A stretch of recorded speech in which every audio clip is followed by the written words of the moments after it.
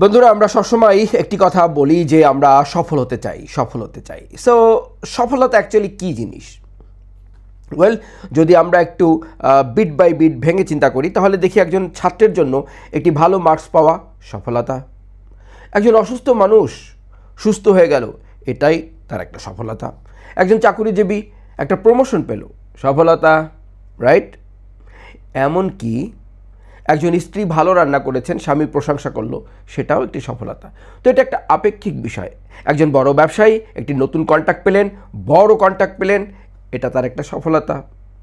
So আমরা দেখছি সফলতার বিভিন্ন রূপ, বিট বাই বিট মানুষ সেটাকে উপভোগ করে।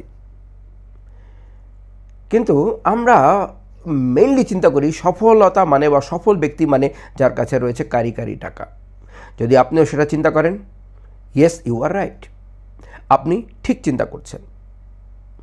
ফিনান্সিয়াল নিড সবচেয়ে বড় নিড, এবং আমরা যে উপায়ই সফল হই না কেন আমাদের মুখ্য ধাম কিন্তু অর্থনৈতিকভাবে সফল হওয়া। কিছু কিছু ইমোশনাল সফলতা আছে, but at the end of the day main সফলতাকে আমরা যেটা মিন করি সেটা হচ্ছে অর্থনৈতিক সফলতা। সো সেই অর্থনৈতিক সফলতা অর্জনের জন্য কি করতে হবে? মোটিভেশনাল ভিডিও দেখতে হবে বা বই পড়তে হবে? মনে হয় না। Because if somebody is stupid then he will be a motivated stupid. হ্যাঁ, মোটিভেশন একটা স্পার্কের মতো কাজ করে। জাস্ট একটা বিজলি একটা ঝটকা দিল, এরপরে কিন্তু স্তিমিত হয়ে যায়। বাট যে জিনিসটা থাকে সেটা হচ্ছে ডিসিপ্লিন।